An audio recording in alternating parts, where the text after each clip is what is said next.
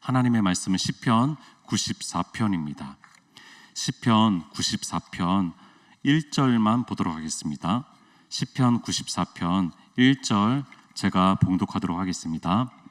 여호와여 복수하시는 하나님이여 복수하시는 하나님이여 빛을 비추어 주소서. 아멘.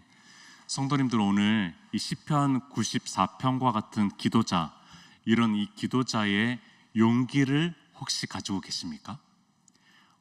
이런 담대함을 혹시 가지고 계시냐는 거예요. 여러분들, 이 시편 94편의 기도자는 이렇게 얘기합니다. 여호와여 복수하시는 하나님이여 복수하시는 하나님이여. 여러분들, 그분을 부르는데 두 번이나 부르는데 여호와여 당신의 이름은 복수하시는 하나님이십니다. 복수하시는 하나님이십니다 라고 두 번 외칩니다. 여러분들, 고상하고 아름답고 사랑스럽고 그런 하나님의 여러 가지의 호칭들, 별칭들이 많이 있잖아요. 그것을 아셨을 거예요. 그럼에도 불구하고 이 사람은 이 하나님 거룩한 이름에 대해서 복수하시는 하나님이여 라고 외치고 이 기도를 시작하고 있다는 겁니다. 물론 우리 마음에 누군가를 미워하기도 하고 억울한 마음이 찾아와서 심지어 조금 더 나아가서 복수하고자 하는 그런 마음이 찾아올 때도 간혹 있습니다. 그럼에도 불구하고 여러분들 중에서 하나님께 기도하는데 복수하시는 하나님이여 라고 하면서 기도하는 그런 신앙인은 없을 것이라고 생각이 듭니다. 여러분들, 이 독특한 하나님에 대한 호칭을 불렀던 사람은 구약 성경에서 여기에만 나옵니다. 다른 곳에서는 나오지 않는 독특한 하나님이 복수하신다, 뭐 그런 표현들은 많이 나오는데 복수하시는 하나님에 대한 호칭을 부르는 사람은 바로 이 기도자밖에 없습니다. 흔했던 호칭은 아니었던 거예요. 이 당시에도 흔하게 불렀던 호칭은 아니었고 이례적이고 특수적인 상황에서 불렀던 호칭이 복수하시는 하나님이라는 거죠. 여러분들, 이 복수심 한번 생각해 봅시다. 복수심, 복수하는 마음, 여러분들 우리와 멀리 있는 마음이라고 생각하지 않습니다. 여러분들, 우리는 어쩌면 이 마음은 우리와 굉장히 가까이 있는 마음이라고 생각이 듭니다. 여러분들, 수많은 기사들이 매일매일 올라오는데 우리의 마음을 힘들게 하는 기사들을 발견할 때가 종종 있습니다. 여러분들, 그 기사를 보면은 어떻게 저렇게까지 인간이 할 수가 있지? 라고 생각이 들 정도의 사건, 사고들이 우리가 목격하게 되는 우리의 매일매일 올라오는 뉴스가 아닐까 생각을 해봅니다. 여러분들, 이런 마음이 듭니다. 저런 사람은 영구히 격리돼야 돼, 영구적으로 격리돼야 돼, 저 사람은 사회에 나오면 안 돼 라고 하는 그런 가해자를 그 사건을 통해서 우리는 바라보게 됩니다. 그러면 이제 피해자에 대해서는 굉장히 극도의 긍휼히 여기는 그런 마음이 생기는 거고요. 가해자에 대해서는 극도의 복수심, 이 마음이 우리 가운데 생기는 것이죠. 그러면서 내가 정의의 사도인 것처럼 법의 테두리를 좀 넘어서 내가 어떤 행동을 해야 되지 않나? 그런 생각이 찾아옵니다. 그러면서 하는 작은 행동 하나가 그 기사에 댓글을 다는 거죠. 그래서 저는 이제 댓글을 달진 않지만 그 댓글을 읽어봅니다. 여러분들이 참 재밌는 건 뭔지 아십니까? 그 댓글을 보면서 수많은 복수하겠다, 그런 굉장히 좀 심한 그런 얘기들도 댓글로 올라오는 것을 제가 보는데, 여러분들 신기하게도 제가 그것을 거부하는 마음이 아니라 희열이 막 느껴지는 거예요. 거기에 제가 그걸 빨려들고 나도 그런 마음이지라는 생각이 들 희열의 마음이 제 마음 가운데 찾아오는 것입니다. 여러분들, 댓글을 다는 그들과 제 마음이 다르지 않다라는 것을 느끼게 되는 것이죠. 여러분들, 그러면서 최종적으로 스스로에게 자문을 해봅니다.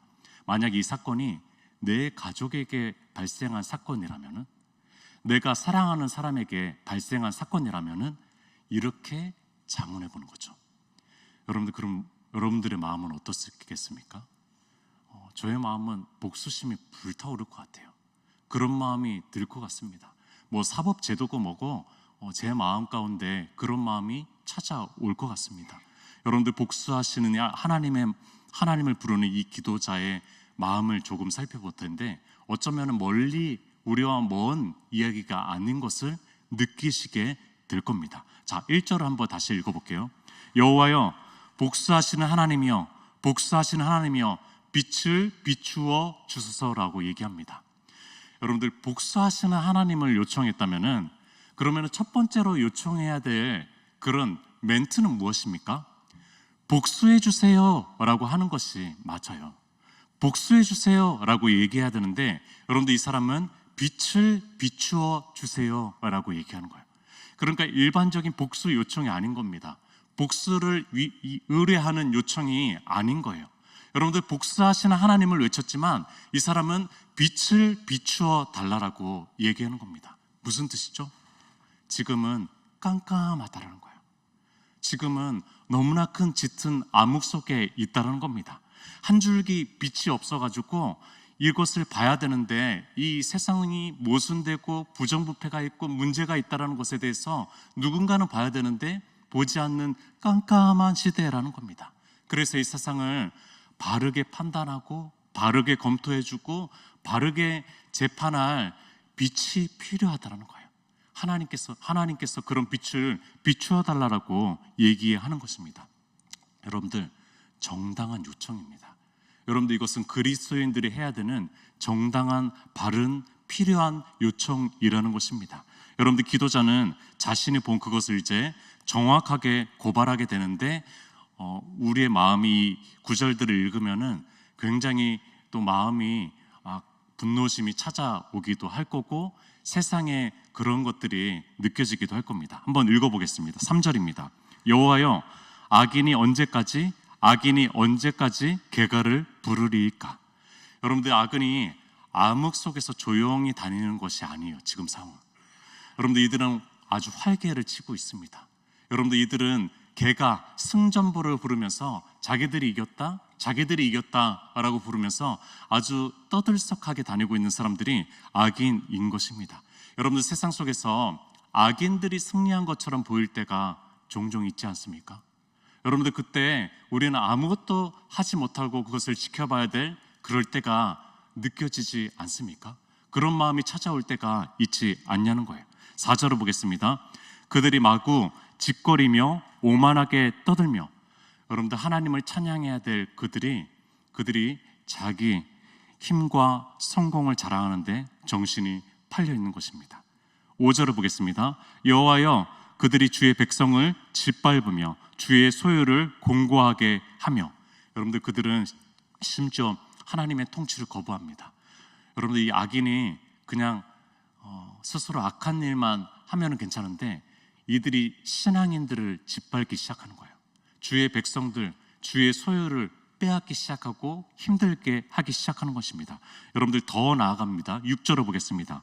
과부와 나그네를 죽이며 고아들을 살해하며 여러분들 악인들의 악행의 주된 피해자는요 바로 가장 취약했던 약자들 고아와 과부와 나그네들이었다라는 것입니다. 여러분들 취약계층을 보호하고 아끼고 사랑하는 것은 하나님의 가장 큰 의무였고 가장 강력한 주님의 뜻이었습니다. 구약이든 신약이든 하나님의 가장 강력한 뜻 하나를 제가 얘기하자면요, 그것은 약자들을 지키고 약자들을 보호하고 약자들을 보듬어 안고 약자들과 함께하는 것, 잔치를 약자들과 함께 벌이는 것, 이것이 하나님의 가장 강력한 뜻이었고 변하지 않는 뜻이고 영원한 진리는 바로 이것이라는 겁니다. 여러분들 이들은 반하나님적이었어요. 이들은 하나님과 반대하기 시작했습니다. 여러분들 기도자는 이런 심정입니다. 하나님, 당신이 가장 아끼고 당신이 가장 보호하려고 하는 그 사람들이 죽어나가고 있어요. 그들이 죽어나가고 있거든요. 이것에 대해서 고발하고 있는 것입니다. 여러분들 하나님은 우리 곁에 있는 가장 약한 이들을 돌보시는 분이신데 그것을 우리에게 위임하셨습니다. 여러분 얼마나 감격적이에요. 여러분들 하나님께서 그 약한 자들을 가장 사랑하거든요. 근데 그것을 누구에게 위임하셨냐면요, 바로 이스라엘 백성들, 이 작은 민족에게, 이 초라한 별 볼 일 없는 민족에게 그것을 허락하셨고 우리들에게 그것을 위임하셨다는 거예요. 여러분들 놀라운 은혜죠. 너무나 감격적인 일이라는 겁니다. 여러분들, 그런 소중한 일을 우리에게 맡기셨다니 여러분들 이렇게 감격하지 않을 수 없는 것이죠.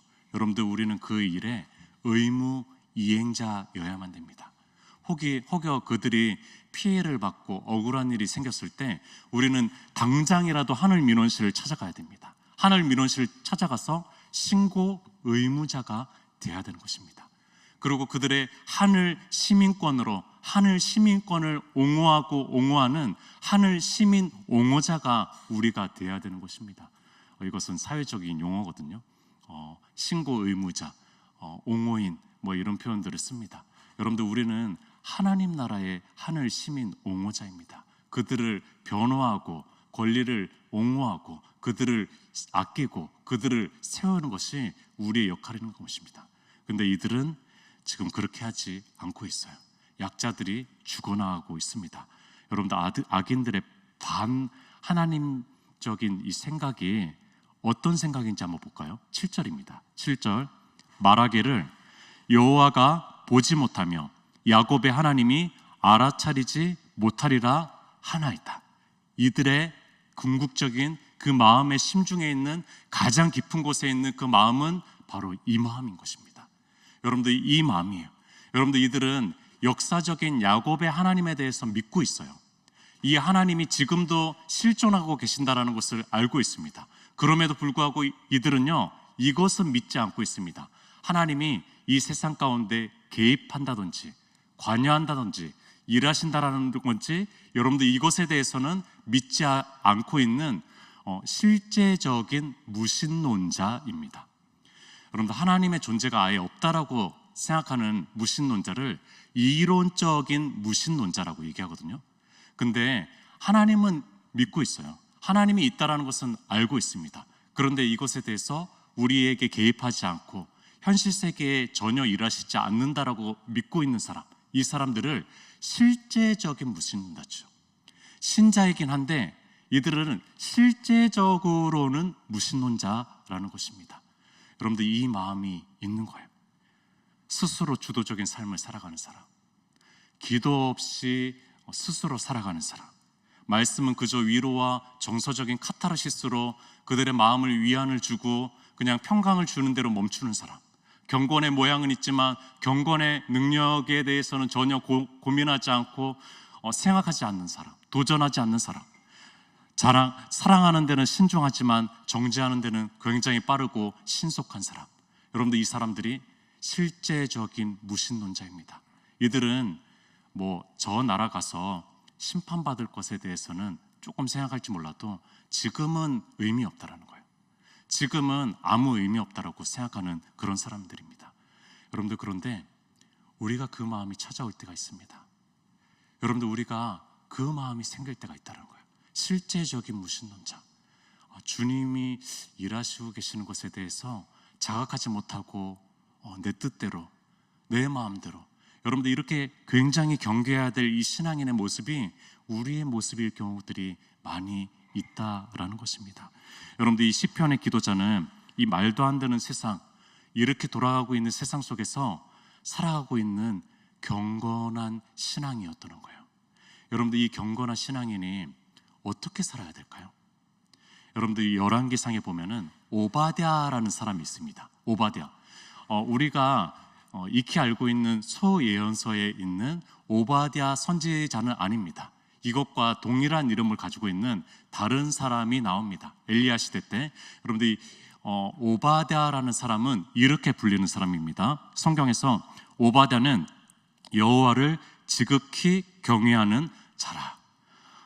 저도 이런 멘트 한번 들어보고 싶어요. 여호와를 참으로 경외하는 자다. 이런 멘트 한번 들어보고 싶습니다. 여러분들, 이 사람은 굉장히 하나님을 신실하게 사랑하고 경외했던 그런 사람인데, 참 안타까운 것은 뭐냐면요, 여러분들, 이렇게 경건한 사람이 이 시대 속에서 가장 악한 왕, 아합 왕 시대 속에서 특별히 국내 대신으로 최측근 중에서 한 사람으로 살아갈 수밖에 없었던 삶을 살아갔던 사람이 바로 이 오바댜라는 사람입니다. 여러분들, 얼마나 힘들었겠어요? 여러분들, 이 신앙이 좋으면 좋을수록 더 힘든 것이 바로 이 악한 시대 속에서 또 악한 지도자 밑에서 살아가는 그 사람이 아닐까 생각을 해봅니다. 여러분들 국내 대신이니까 궁에서 벌어지고 있는 모순되고 부패한 것들, 가장 음침한 곳에서 벌어지고 있는 그런 악랄한 것들, 그런 것들을 다 목격하고 지켜보고 있는 사람이 바로 이 오바댜라는 사람입니다. 이런 상황 속에서 어떻게 해야 될까요? 세 가지 옵션이 있습니다. 첫 번째는요, 이 나라를 떠나는 것입니다. 가장 편한 방법이죠. 가장 속 시원한 방법일 것입니다. 그런데 이 오바댜는 생각을 해보니까 이거는 뭐 이제 추측이죠. 생각을 해보니까 다른 나라를 보니까 다른 나라들도 갈 만한 나라가 없는 거예요. 주님을 온전히 신앙하고 이 경건함을 지키기 위해서 다른 나라라고 별 수가 있을까라는 생각을 가졌던 사람이 오바댜라는 겁니다. 여러분들 세상은 정말로 악합니다. 세상은 다른 사람을 짓밟고서라도 성공해야 되는 것이 세상이기 때문입니다. 그런 논리는 한국이든 어느 나라든 비슷하다라는 겁니다. 그래서 그리스도인들, 정말 경건한 그리스도인들은 하늘나라를 추구했죠. 여러분들 이것이 진짜 실존이었어요. 정말 하늘나라를 정말 추구하는 거예요. 그래서 천국에 빨리 가고 싶다. 여러분들 이 마음이 신앙적인 마음이라니까요. 막 죽고 싶다라는 그 마음이 아니라 정말 신앙적인 마음이었다는 겁니다. 여러분들 그래서 심지어 존 버년이라는 철로 역정에서는 이 세상을 장망성이라고 얘기하잖아요. 장차 망할 세상이 조금 제가 볼 때는 지나쳤던 것 같습니다. 세상은 장차 망할 세상은 아니에요. 사실은 주님이 다시 오실 세상이지. 장차 망할 세상은 아닌데 이 문학적인 표현인 거죠. 주님을 향해서 저 천성을 향해서 나아가는 순례자 나그네에 대해서 보여주는 거니까요. 한 신혼부부와 이런저런 얘기를, 신혼부부는 아니죠. 아기를 낳고 아기를 키우고 있는 부부였으니까요. 이런저런 얘기를 나누는데 이런 얘기를 했습니다. 우리 한국적 상황에서 교육 현실에서 자녀를 키우고 싶지 않아요. 그래서 정말 이민 가고 싶어요. 막 제 마음에 똑같은 얘기를 하더라고요. 여러분들 우리나라가 정말 좋은 나라죠. 그럼에도 불구하고 교육적 현실은 사교육이 범람하고 있고요. 정말로 치열한 경쟁 안에서 그 청소년들이 죽어나가고 있고, 여러분들 저는 좋지 않다라고 생각합니다. 그런데 마음에 주시는 마음은, 주님께서 주시는 마음은 이런 마음이었어요. 그분에게 이렇게 얘기했습니다. 우리를 이 땅에, 한국 땅에 보내신 것도, 그 자녀를 한국 땅에 보내신 것도 주님의 뜻이 있어서 보내신 것 아닐까요? 이렇게 마음을 주셔서 이렇게 얘기를 했습니다. 여러분들 이 나라를 떠나는 것만이 정답은 아니라는 거예요. 두 번째 옵션이 있습니다. 여러분들 두 번째 옵션은 굉장히 어려운데 굉장히 속 시원한 방법입니다. 아합 왕을 죽이는 겁니다. 이 굉장히 악한 사람을 죽이는 방법입니다. 혁명을 일으키는 거고 쿠데타를 일으키는 겁니다.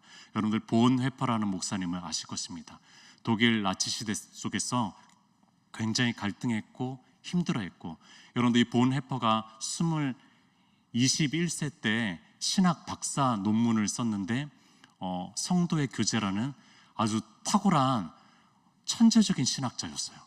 그때 신학 박사 논문이 최고의 박사 논문이라고 막 정평받을 정도의 그런 박사 목사님이었습니다. 여러분들 이 사람이 결국에는 38세 때 교수형을 당하거든요. 히틀러가 죽기 3주 전에 죽음을 당했던, 교수형을 당했던 주님의 뜻이 있겠죠. 결국에는 그 죽음이 오히려 더 하나님 나라를 보여줬던 그런 역사를 얘기했습니다. 이 사람이 이런 얘기를 했어요. 버스 운전기사가 있다. 우리 모두가 버스를 타고 있다. 그리고 밖에도 수많은 주민들이 있다. 그런데 그 버스 기사가 미쳤다라고 생각을 해보자. 그 사람에 의해서 우리의 생사가 갈릴 것이다. 그렇다면 그 버스 기사를 끌어내릴 것이냐, 지켜만 볼 것이냐, 어떻게 할 것이냐. 여러분들 어떻게 해야 됩니까? 어떻게 해야 됩니까? 참 어려운 질문입니다. 600만 명 이상의 유대인들을 학살했던 이 히틀러를 두고 얘기하는 것이죠. 여러분들 결국에는 본헤퍼는 저항하고 싸우다가 음모를 꾸미다가 옥살이를 하게 됐고 교수형까지 가게 됐습니다. 여러분들 이 극단적인 방법이 그리스도인의 방법일까요? 여러분들 때로는 피가 피를 부르고 칼이 칼을 부르기도 합니다. 이것만이 정답은 아닌 것 같아요. 세 번째 옵션이 있습니다. 세 번째 옵션. 여러분들 세 번째 옵션은 한계 내에서 주어진 삶을 최선을 다해서 살아간다. 이것이 오바댜가 선택했던 방법입니다. 죽으나 사나 주어진 삶의 한계 속에서 또 최선을 다하면서 신앙인의 정체성을 가지고 살았던 사람, 그 사람이 오바댜입니다. 가장 힘든 옵션이었을 거예요.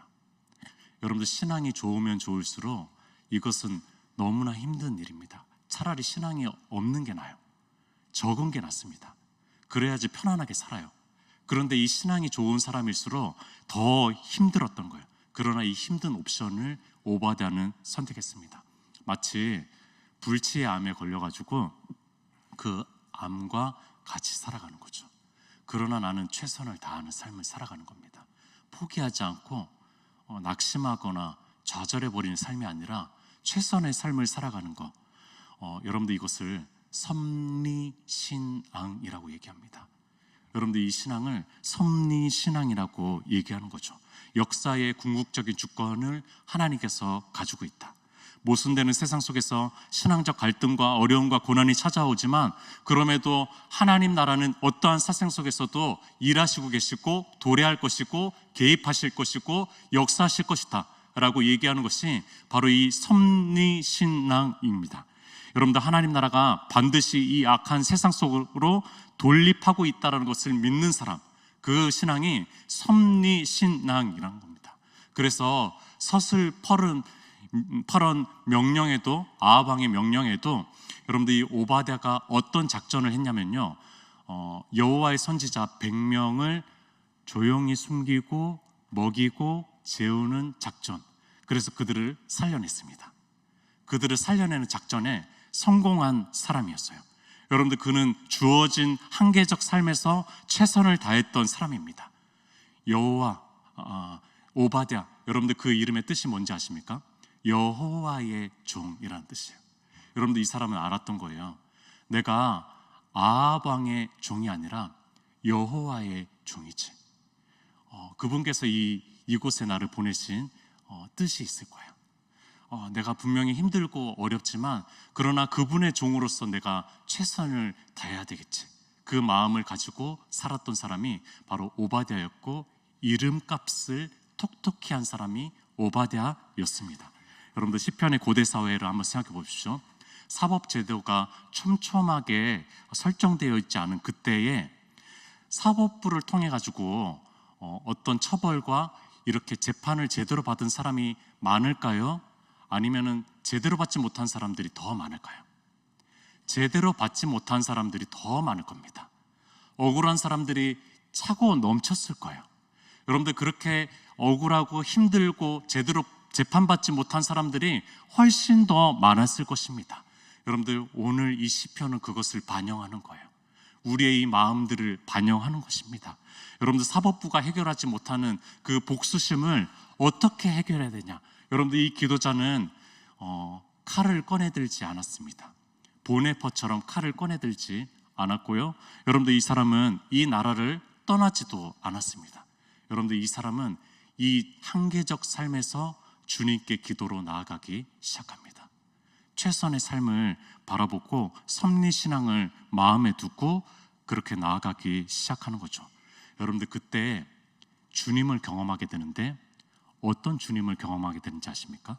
18절 보겠습니다. 18절 여호와여 나의 발이 미끄러진다고 말할 때에 주의 인자하심이 나를 붙드셔 싸우며 도저히 견디지 못해서 이제는 미끄러지려고 하고 있어요. 붙잡았던 모든 것들이 다 무너지고 미끄러지려고 하고 있을 때 여러분들 그때 경험하는 것이 있는데 주님의 인자하심, 헤세드, 끊어지지 않는 사랑, 주님의 끊어질 수 없는 언약적 사랑, 여러분들 이것에 대해서 경험하고 있다라고 얘기하는 것입니다. 복수심에 찬 저를 붙잡고 안고 끌어안는 그런 놀라운 역사를 이 사람은 경험하고 있는 것입니다. 여러분들 또 어떤 것을 경험하는지 아십니까? 19절을 보겠습니다. 내 속에 근심이 많을 때에 주의 위안이 내 영혼을 즐겁게 하시나이다. 여러분들 상황은 변하지 않았어요. 여전히 근심이 많다라고 고백합니다. 그럼에도 불구하고 놀라운 것은 주님의 안위를 경험하고 있어요. 그러면서 기쁨을 조금씩 회복하고 있다라고 얘기하고 있는 것입니다. 여러분들 이 히브리어 단어, 이 위안이라는 히브리어 단어는 탄훔이라는 단어거든요. 여러분들 이 단어는요, 내부에서 올 수 없는 그런 위안을 얘기해 주는 겁니다. 외부에서만 얻을 수 있는 그런 위안에 대해서 얘기해 주는 거예요. 하늘에서만 얻을 수 있는 그 위안과 평강에 대해서 얘기해 주는 것입니다. 여러분들 이 사람은 놀라운 위안을 경험하고 있어요. 이 복수심 가운데서 주님을 경험하고 있는 것인데, 이 기도자는 이렇게 얘기하는 겁니다. 그리스도인에게 주님의 사랑을 경험하지 못할 상황과 마음은 없어요. 그런 상황은 없습니다 라고 얘기해 주는 거예요.